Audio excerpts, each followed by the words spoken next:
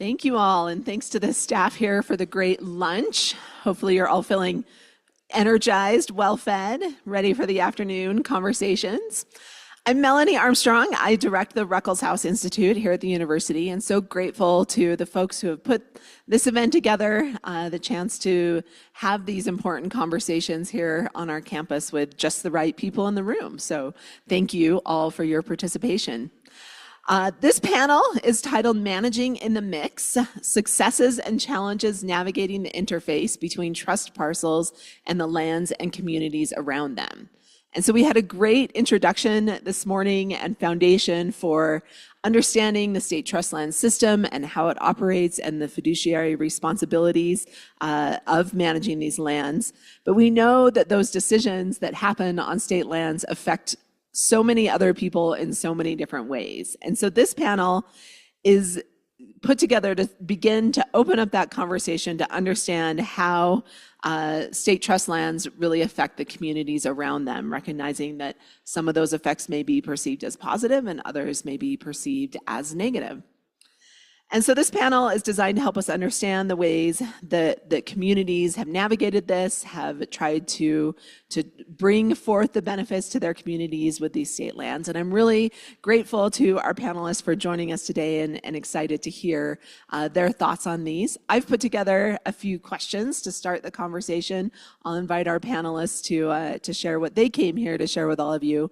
And then we will have questions and broader discussion at the end of the session. Again, reminder that we have mics passed around the room. You can write a question on a card for someone to pick up, or we do have instructions on each of your tables for how to submit a question online. So we'll pull those into the conversation too.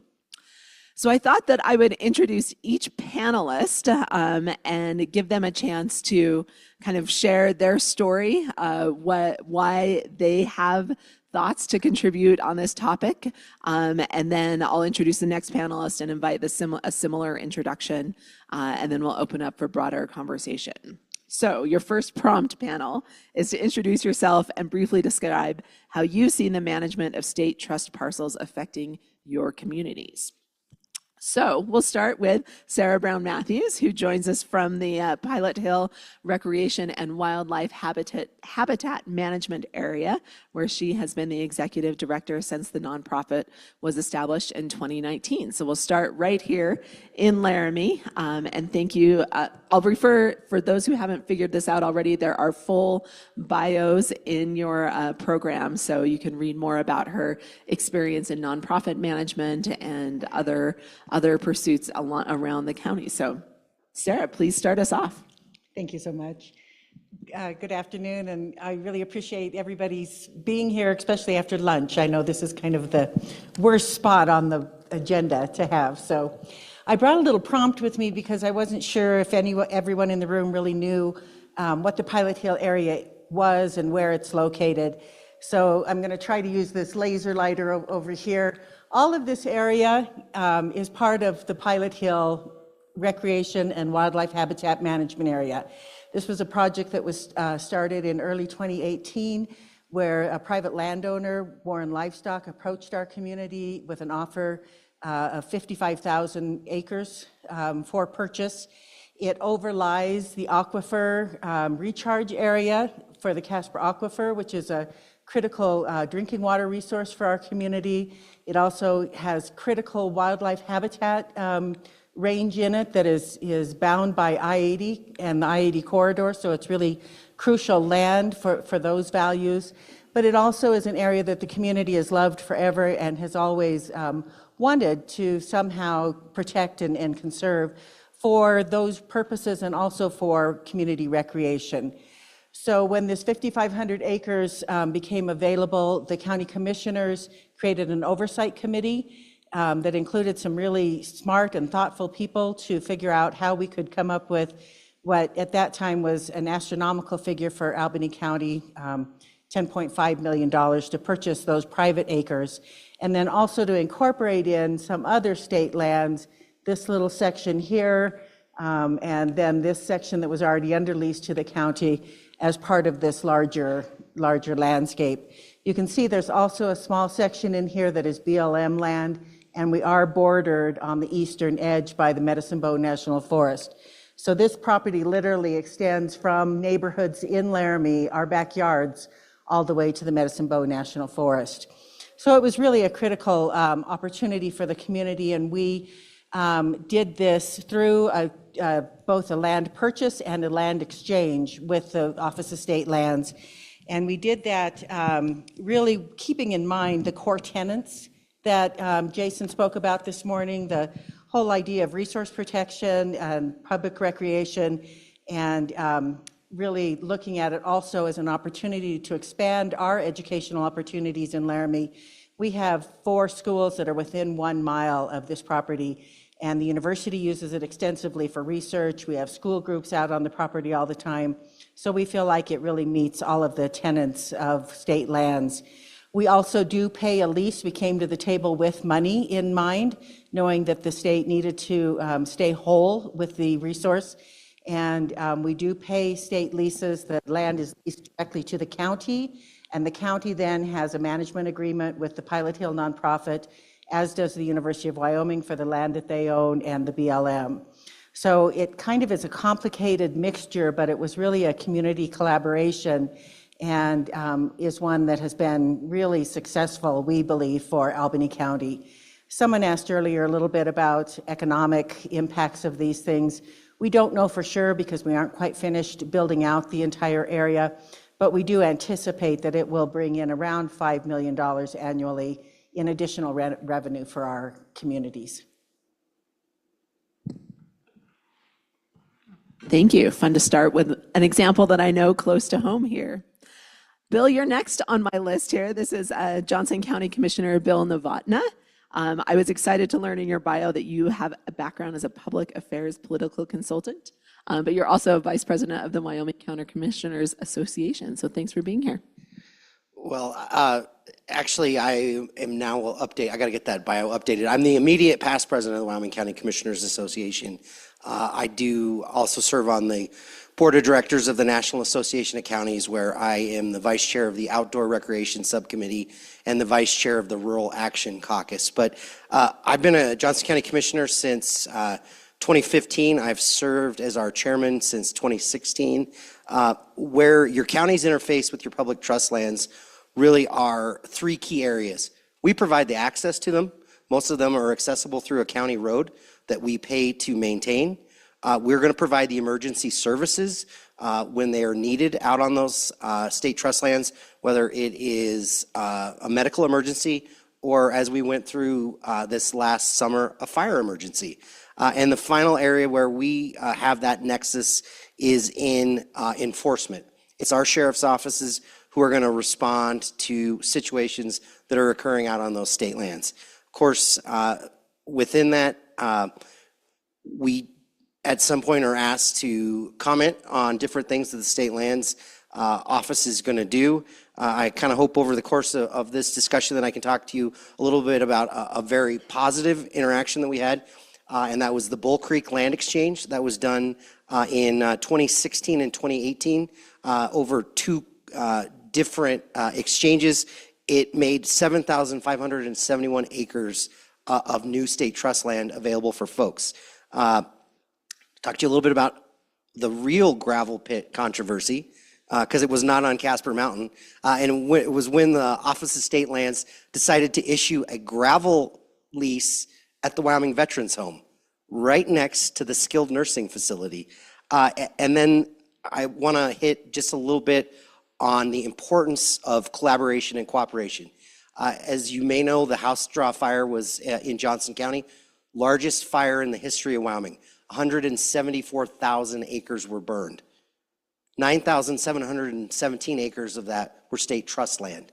And if it were not for incredible relationships that my county has built with our state lands office, the state forestry, fire, we would not be able to accomplish the recovery efforts that we are underway out there in that massive burn scar, because fire didn't realize that as you burn over this hill, that suddenly you were no longer burning private ground or BLM ground.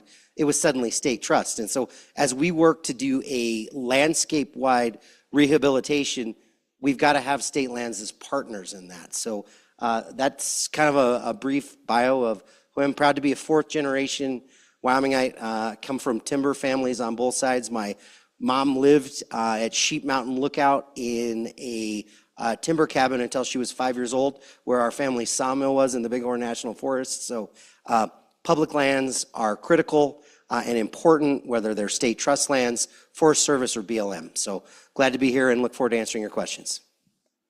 Thank you, Commissioner. I feel like I should give Carter the chance to rebut here with the Casper gravel situation. This is Carter Napier from the city manager for the city of Casper.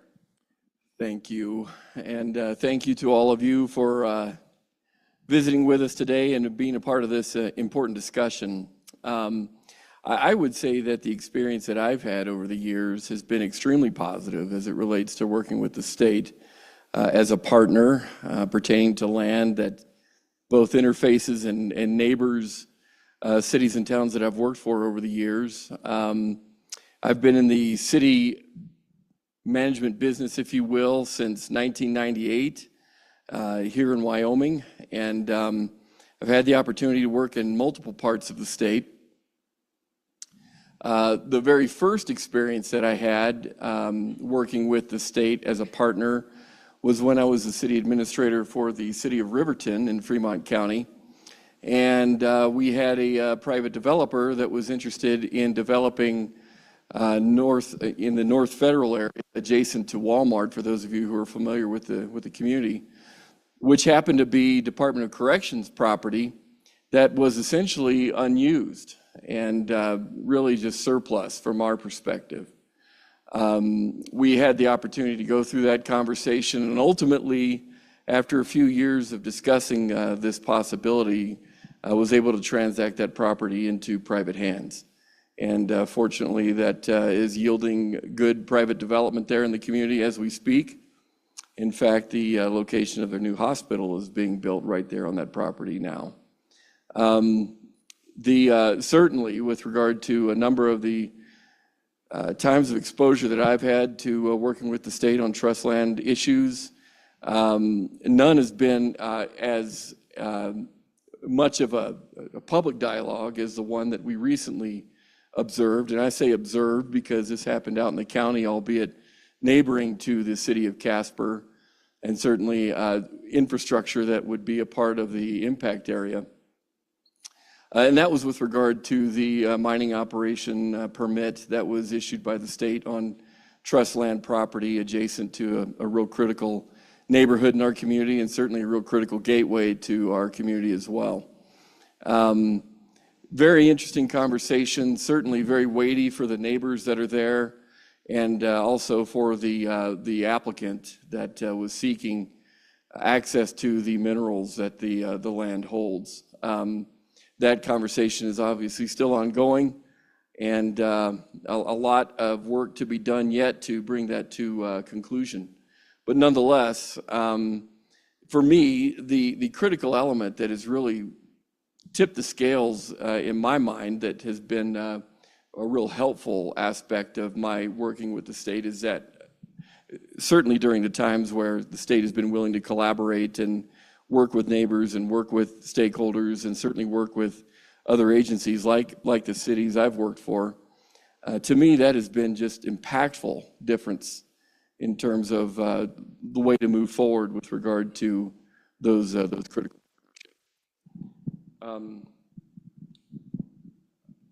Okay, there we go. So I hope to get to talk further about that and encourage, hopefully, that type of interface moving forward. So again, thank you. Thank you.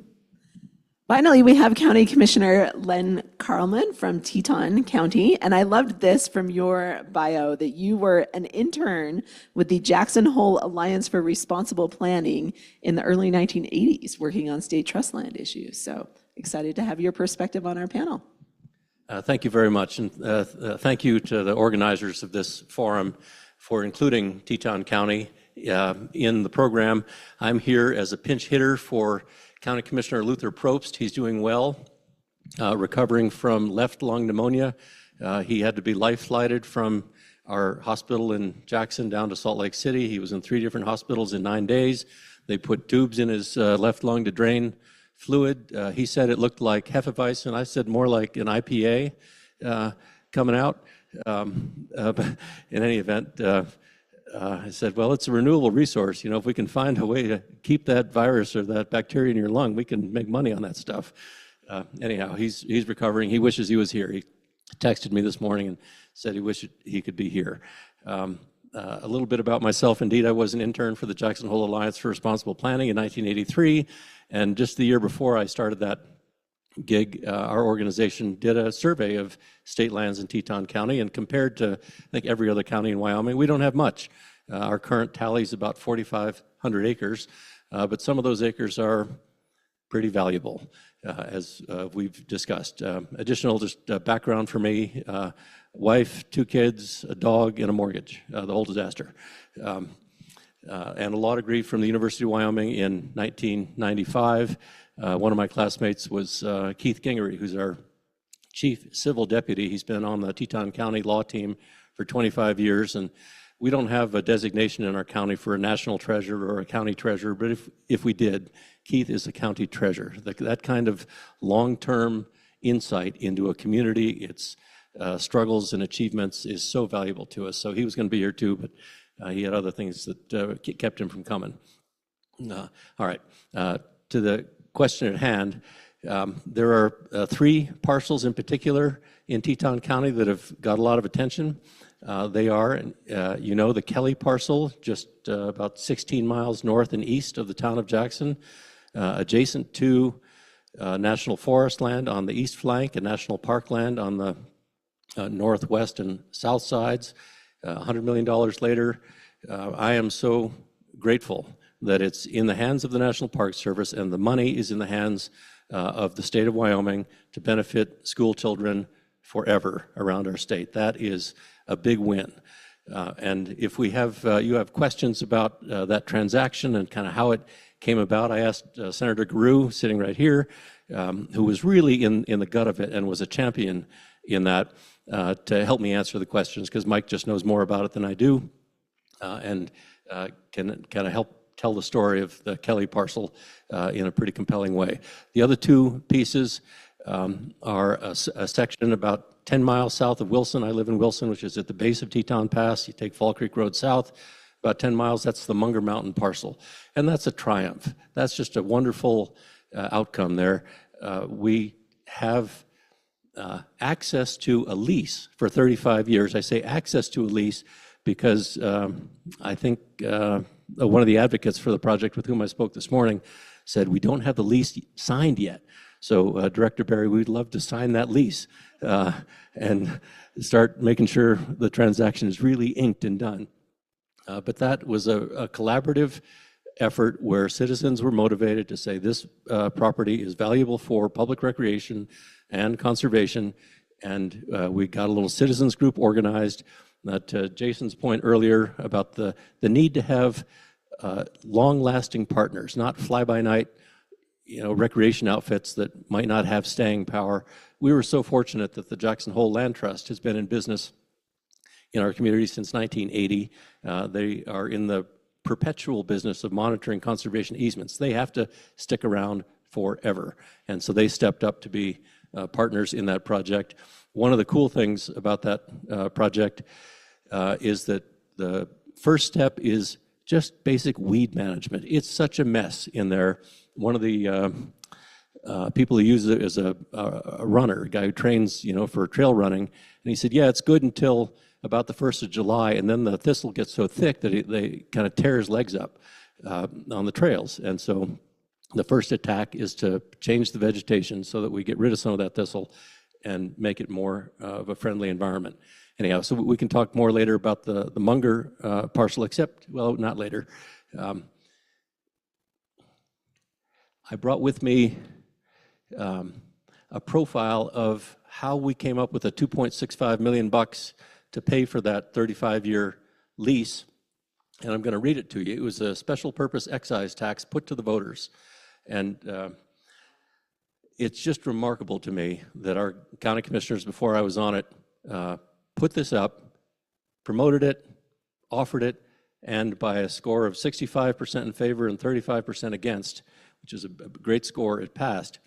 $8 million for the Teton County Scenic Reserve Trust, which is an arm of Teton County government, to acquire interests in state trust or private land to conserve wildlife habitat, protect open space, protect historic agricultural uses, protect scenic values, and protect public access. This project is sponsored by Teton County. We wouldn't have had a chance if the commissioners hadn't had the vision to offer that to the public, and if the citizens hadn't trusted the local county commissioners to say, okay, here's $8 million in an opportunity fund, deploy it carefully and wisely as you might need to do, but here you go. And so I offer that as an example, and I was nervous about bringing an example, thinking about a quote from Mark Twain: "Few things are harder to put up with than the annoyance of a good example." And then I thought, well, I can find one that's harder. Here it is: "Few things are harder to put up with than the annoyance of a good example from Teton County." Yeah, like, oh man, here you go again. Yeah, thank you. Yeah, all my adult life, I've had that sort of target on my back, and I'm kind of used to it. And that's fine. That's the way the world is. And the last one we'll talk about maybe during the Q&A is a section on the road between the Snake River Bridge near Wilson, across the Snake on Highway 22. You go to 390 up toward the mountain resort, Jacksonville Mountain Resort, a full section called the Highway 390 parcel. We're in the state Supreme Court over that one. That one's a mess. We can do better. And one of the outcomes I hope we get from this conference is just better lines of communication and maybe a good neighbor strategy coming from the State Lands Office to every county with respect to their sort of backyard state land chunks that are just a little different than the bigger portfolio that Jason showed us earlier. So anyhow, I'll leave it there for now. Thanks. Thank you, panelists. So rich fodder of examples here. And I'd love to now hear just some of your reflections on your experiences navigating the land use planning process from your different roles. We have county, city, nonprofit represented here, and lessons learned. What would you do differently, or what would you propose to change moving forward? And I'll leave it open to who wants to chime in first. Thanks, Sarah.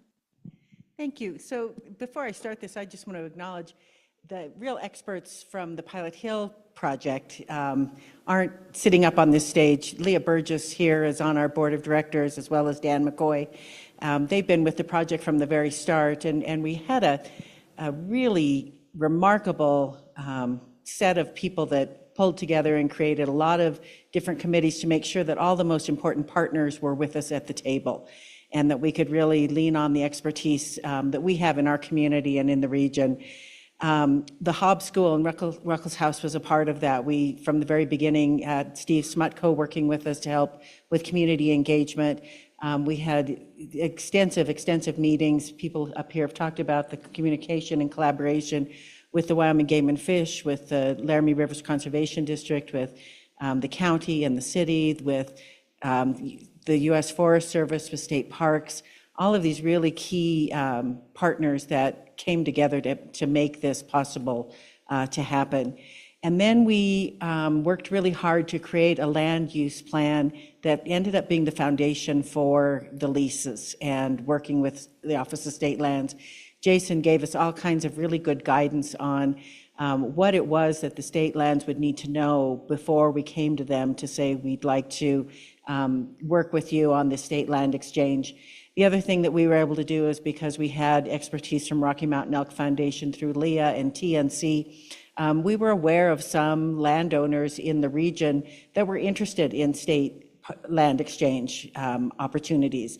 They had isolated parcels within their ranches, and we looked for ways for this to really be a win-win for everybody, make sure that everyone who walked away from the table benefited. Because of that, we ended up with this great land use plan. It was created by a group called the SE Group in partnership with our community. It won some award that we always tout because it just got an award for community planning. But that was really critical to us. We also had a lot of good research done, an archaeological inventory on the property. We knew that there weren't any really minerals of value on the property. So all of those things led us to be able to negotiate with the Office of State Lands and ask for leases that were structured in such a way that there wouldn't be competing uses on the land that weren't going to work for any of the parties. We know darn well that when a bicycle rides through a sheep herd, it just doesn't work for anybody. So we're in a unique situation where we pay more for our leases for that exclusive use, but we also don't have to worry about a rancher wanting to use the land to graze sheep and have us have conflicts from user groups. The other thing we did was, in partnership with the Wyoming Game and Fish, we invited them to manage almost half of the land for us as a WHMA. They don't hold the leases directly, but they hold them in partnership with us, and that's been tremendously helpful. I believe Bill mentioned earlier that the county, who is the primary leaseholder for our property, does have to provide things like sheriff's assistance for us when we have an issue on the property. And having the Game and Fish also be a partner on the property allows us to lean on them for their expertise, not only in the wildlife management, but they have somebody that can wear a badge and go out on the property and encourage people to move along if we need that to happen. So that's all been really critical. We ended up creating we're a little bit unique. We ended up creating a nonprofit umbrella organization with the Pilot Hill Project for a number of reasons, but one key one was just simply that we were under a really tight time frame. The owner of the property that was offering the 5,500 acres gave the community about a year to figure out how to do this. And rather than create a joint powers authority or another governing structure, we felt like a nonprofit could be really nimble and quick, and we could make this happen. But we're now at the place where we're almost 5 years old. We'll be finishing up our infrastructure this year, and we're starting to really look 5 years out and think about who really should manage this 11 square mile piece of property in the way that it deserves to be managed and with full stewardship of the land. So that's kind of been the one thing that I think we learned, that although we made good decisions so that we could be nimble and move quickly, we also knew that the time would come where we would need to sit back and think about, is this the right structure, and how do we move forward from here? The other thing is just, I am in the seat now where we have almost 45, nearly 50 miles of trail on this property. And we're building a really nice trailhead that'll support a lot of our student groups and users that want to come and have a place to do site-based learning opportunities. But it's requiring a lot of management. And the long-term fiscal responsibility of that, not only our leases, we do also carry liability insurance. Someone asked about that earlier. And just the cost of maintaining the trails and the infrastructure is something that I think is going to be a challenge for Albany County. We're a pretty poor county. One of the things I do want to emphasize is that all of your 23 counties are required by state law to have a land use plan.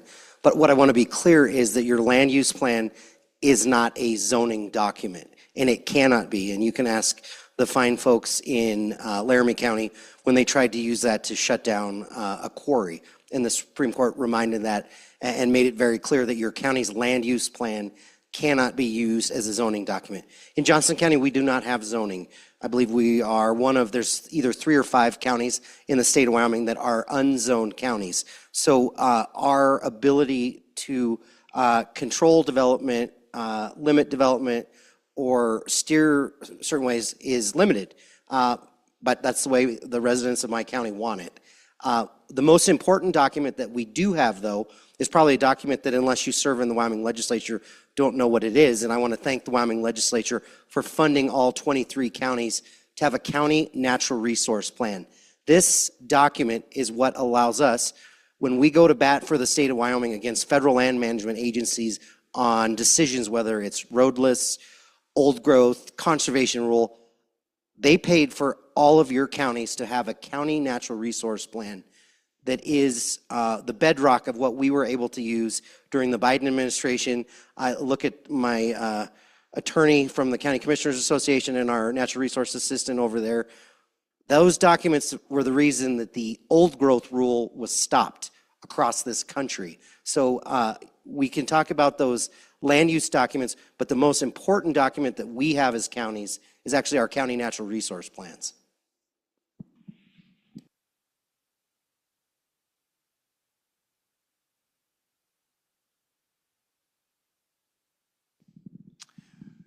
I would certainly say that there are very few tools in a local government's toolbox that are more impactful and important than planning tools. Certainly as it relates to a city and a town, zoning is a real critical part of what it is that cities and towns try to anticipate by way of smart growth and appropriate development and so forth. But I would also say that the larger question that often are confronted with cities and towns is that of planning in a void, and with regard to the agencies that need to be involved in that planning. I've had the opportunity to use not only county agencies and state agencies and so forth with regard to putting together those types of visionary documents, but also the tribal agencies as well, which, as you know, is a whole different ballgame as far as trying to anticipate and envision what it is that their influence and impact may foresee into the future. The notion of planning, I think, is one that again doesn't get enough play in the industry circles that I travel in, and really couldn't be overstated in terms of its importance. So I'm certainly a big proponent of it, and I certainly do believe that when agencies work together to put those planning documents together, you get a really good, useful tool, despite what the differences may be in terms of priority and so forth within each of the agencies. May I? Thank you. Well, first, I'm not going to address anything about the Kelly parcel because my backup man, Mike Carew, left. Thanks, Mike, wherever you are. The interaction between our jurisdiction and the State Lands Office has been a decidedly mixed experience. I don't think there's a chance that the Kelly parcel or the Munger Mountain parcel could have had the good outcomes that they had without great cooperation and support from the State Lands Office. And Jason, tip of the hat to you with his encyclopedic knowledge of our little pieces in Teton County and the 3.4 million acres across 23 counties with so many different constituents, lessees. It's an amazing portfolio that our State Lands Office works with, and their help with the Kelly parcel and the Munger Mountain parcel was essential. The question really about getting along with local government and the state comes into sharp focus on the piece up by Teton Village, by the mountain resort. The reason it does is that we take our land use planning and zoning bloody seriously in Teton County. We had land use planning authority starting in 1976 from the legislature. We adopted our first land use plan in 1978. We had dump trucks and pickup trucks circling our courthouse, blowing black smoke, going real slow, protesting the adoption of zoning that was going to be the end of the construction industry as we knew it in Teton County, and the devaluation of people's only lasting asset of their land. And that proved not to be true. Land use planning in Teton County has been, after Yellowstone Park, Teton Park, the refuge and the national forests, including wilderness areas, those are the main wealth drivers for us. There's just, you next to resources like that, it creates value. But we could have squandered that value if we hadn't taken land use planning seriously.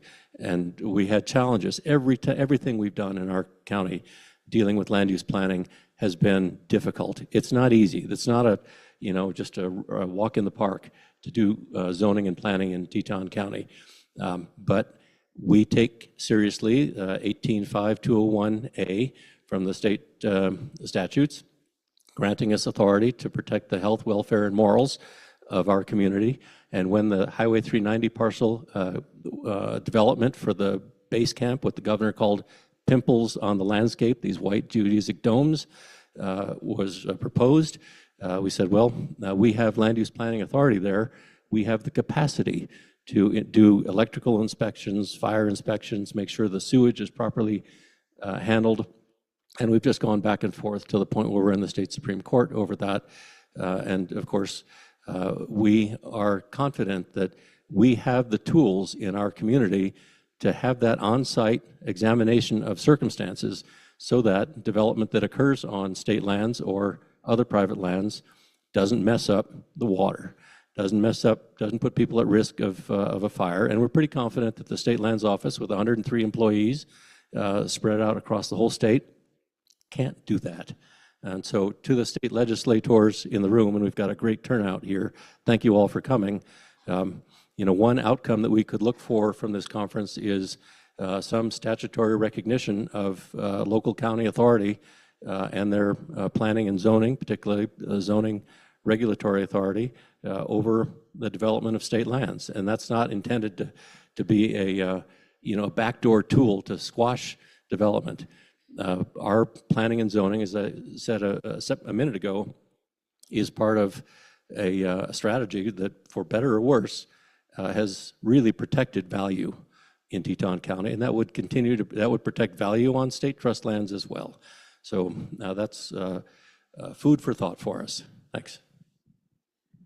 As someone who teaches students at the university looking for careers in environment and natural resources, I'm always looking for ways to motivate them to get into planning, because as you hear, this is where the work happens, and it has a tremendous effect. So thank you for those compelling cases. I'm going to ask one more question of our panel and then open it up to the rest of you, so be thinking of your great questions. But to folks up here, I'm interested, sort of churning it on advice for others who are trying to think about how to navigate this type of work in their communities. Do you have advice from these lessons learned to share with people working at the interface of communities and state lands? Or, if you prefer, what would you like to see from the Office of State Lands and Investments to make this a more navigable space for you in your different roles? And I think, Len, you started off with some at the end. Maybe you want to add to that. I do, thanks. How'd you know? This is amazing. I love the question, and I love being up here with Sarah, particularly. And just a tip of my hat now to Pilot Hill. If that had been in place when I was a law student, I might not have graduated. I would have spent so much time at Pilot Hill. When I visit Laramie for one reason or another, I'm also on the board of the Wyoming Community Foundation, so we have meetings down here, and I get to kind of come home. And Pilot Hill is just the place to go for me. So the reason I emphasize that and sort of take that as the segue is that we all have, I think every county for sure, and probably every municipality in Wyoming has some section of state land that is proximate to your town center or accessible in a particularly valuable way. And you're going to have champions for that chunk of land or that region, in our case here in Albany County. And we can't do any of this impressive stuff that's good to meet the basic foundation requirement to advance the financial welfare of the schools. We get it. Conservation and recreation have to pay. You don't pay, you don't play. But finding those champions, people like Sarah, who have the fortitude and the durability to get in and stay in and be constructive and build relationships and work toward a goal, that's just, there's no chance without a hometown hero on the team. So as you see those people, they're sort of difficult, not you're difficult, but they're often kind of insistent people and urgent people, and they want something done, and they want it done now in a particular way, and that can be difficult. But they're diamond, if they come across that way, see them as diamonds in the rough maybe, but really essential. So that's my contribution on how to maybe advance this stuff, to recognize those leaders that kind of self-nominate, and then when they're maybe a little difficult, just work with them and hang in there, and you'll get a good outcome. Great advice. Others? I'd like to reinforce the discussion on the importance of relationships. You know, I look at the incoming director of state lands. She used to beat me at the Wyoming State Fair in the Hereford show, and I don't hold that against her, and that's probably one of the best hires that Governor Gordon could have ever made.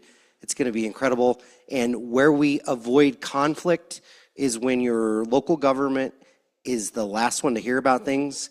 You know, we're putting a water line into our veterans home and get a call from a company that's mad that we're hauling the boulders away because those are their boulders because they own the mineral lease.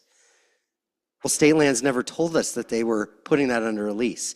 And when your local government is the last to know that they're even contemplating a land exchange, that's not the way relationships are supposed to work.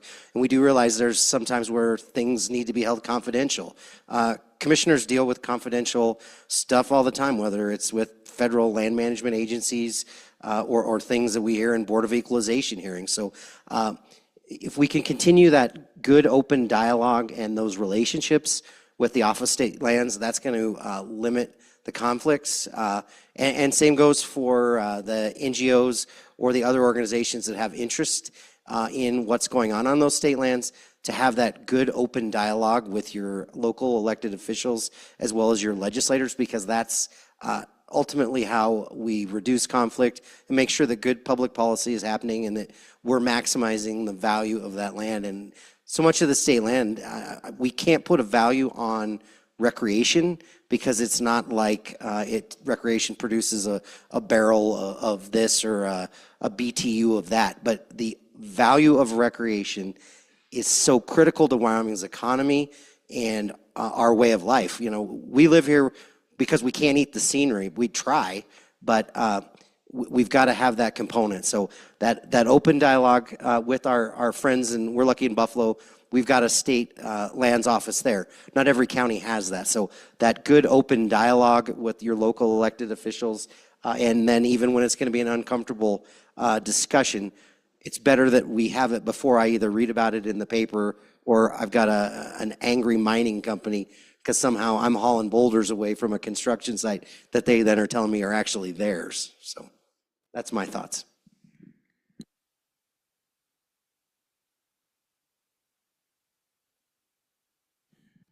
I certainly appreciate the thoughts of this panel on this very question. To reiterate what theme we're seeing right now with regard to the experiences that I've had, again, I can't emphasize enough the importance of collaborating and communicating and working with each other and so on. In so many of our communities, the state is the elephant in the room because they are a large landholder. They can, in many ways, block development and impede development or create development issues with regard to things that they do on that the state does on their land. In my estimation, the hope that I would have that comes out of discussions like this is that as decision makers with the state, you really don't turn away discussions as it relates to innovative and potentially creative ways to use state land moving forward. I know that in the circles that I travel in, there is quite a bit of discussion about the ways in which housing can be developed in our various communities here in Wyoming. We are at the precipice, in my mind, of that issue and what to do in terms of developing workforce housing and maintaining neighborhood growth in a very appropriate and smart way. State lands can often have a role in that. And so my hope is that we can invite that conversation and see what it is that we can do to potentially in creative ways and probably ways that may be very specifically appropriate in one community or another, consider things like that. Sometimes state lands have adjacency as it relates to infrastructure that other private properties don't. thereby making it more affordable to develop and so on. There's just a number of ways in which I hope that conversations and collaboration can be had. So I suppose that my plea would be having conversations with legislators has been just a huge win for me. Agency heads, as has been alluded to, can make the difference as well with regard to conversations that are productive and hopefully ultimately avoidant of things that can be fairly negative that might occur. So all of those decision makers, role players are really important as a part of that conversation.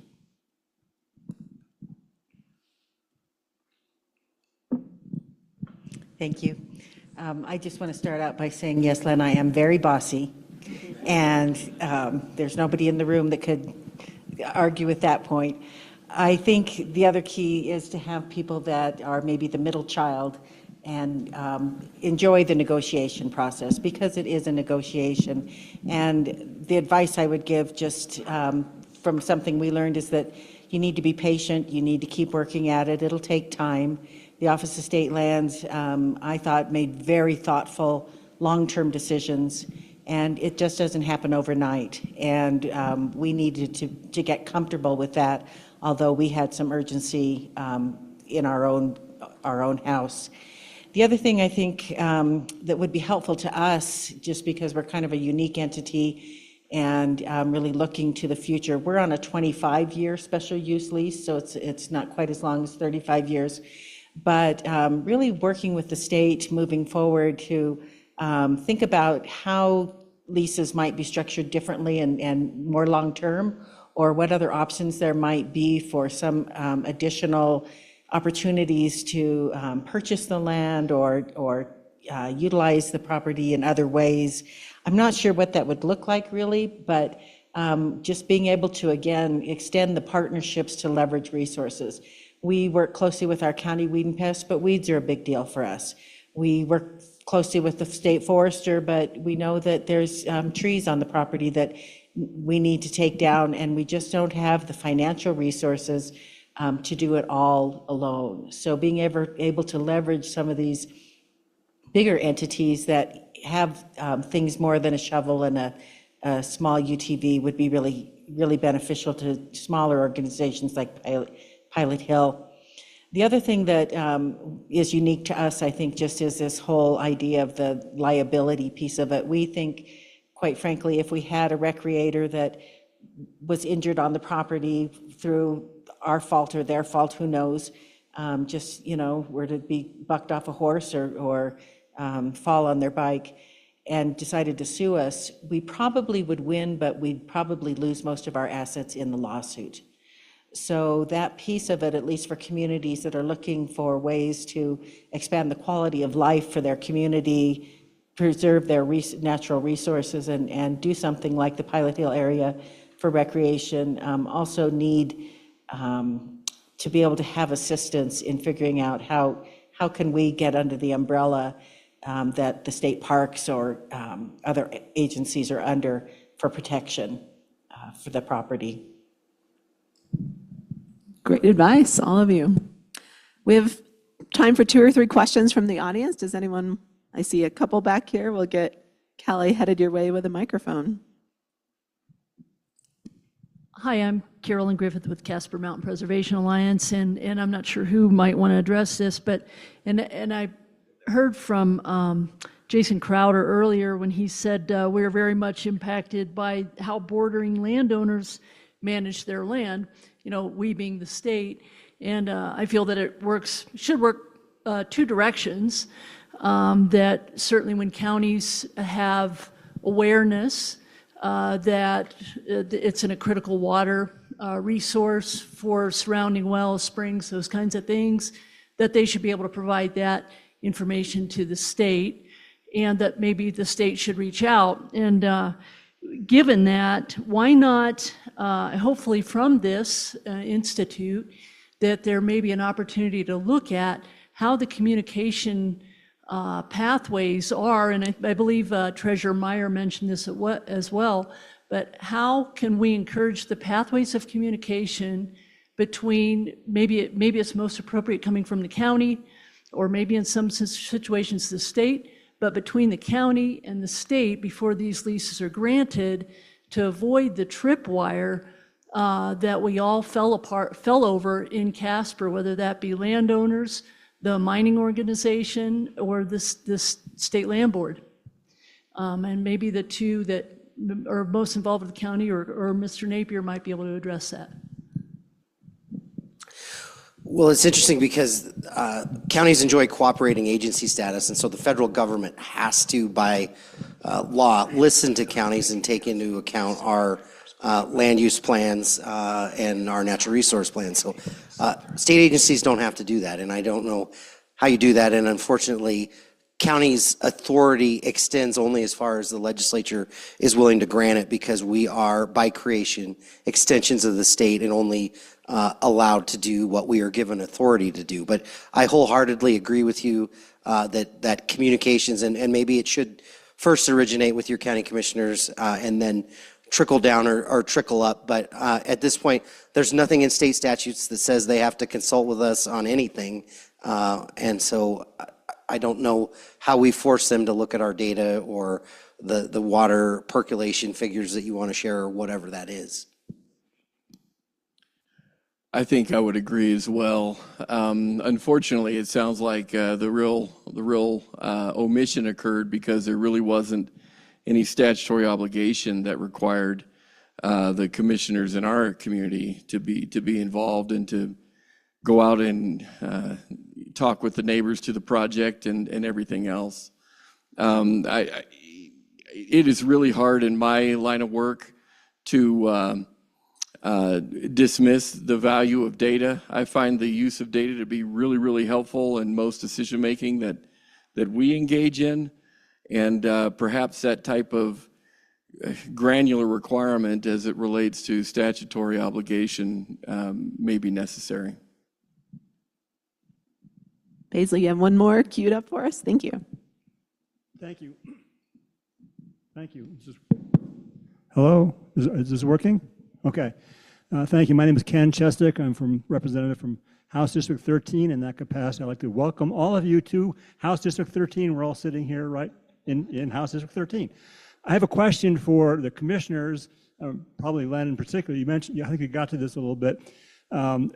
What tools do you need to be able to accomplish what you need to accomplish? And the tool I'm thinking about particularly is home rule. I know that city governments do have a form of home rule, counties do not. Would a home rule ability give you the tools or the capacity you need to help you accomplish your goals? Thank you, Representative Chestick, and it's so nice to be in District 13. I didn't really think of myself as being in District 13 until just now. I'm inclined to punt to Senator Garou on this. Thanks, Mike. You weren't around for the other one, so you got to take this one. We have land use planning authority under the statute I cited, 185201A. And so just letting us run with that, respecting that where we've built up capacity within each of our respective counties to protect the health, safety, and morals of our community, including clean drinking water, as is of concern on the 390 parcel. Work with us on that. We'll provide the protection for the people who are going to be in the camping and glamping facilities, or if we have affordable housing on state lands on a long-term lease, that's a big development. So I think if we get a favorable decision out of the state Supreme Court, sometimes your outfit takes those and codifies them and says, yeah, this makes sense. It resolves an issue, and maybe it warrants a little acknowledgement in state statutes. Mike's trying to beg off on this. Senator Garou, do you want to help? No? All right, that's my answer. Thanks, Mike. Representative, a very good question, and I see my state senator, who is also my deputy civil county attorney, also giving me the wave off, don't touch.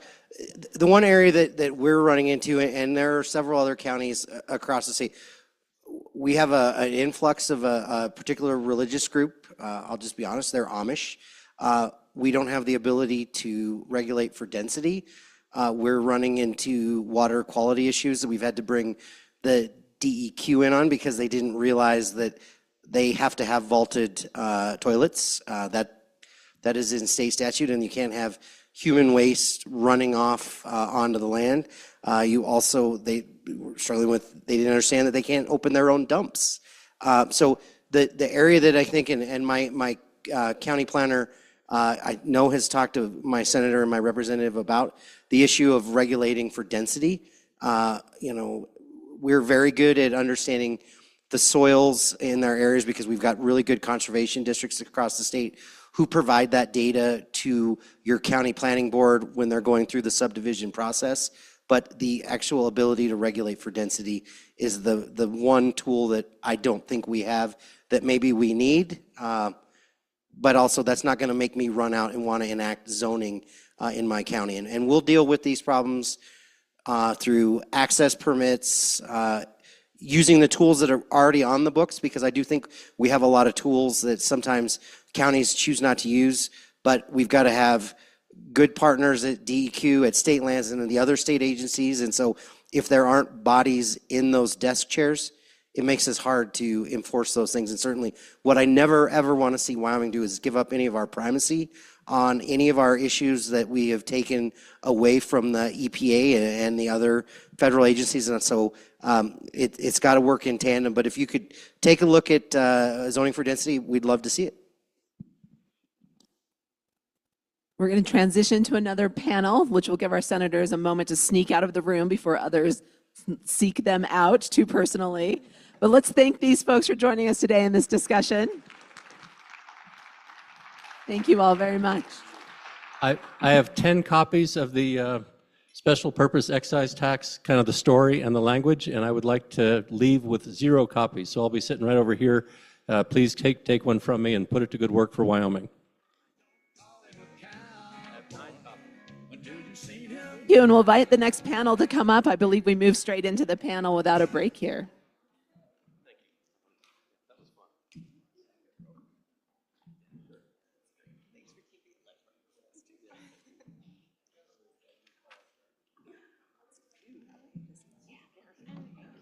Is this on?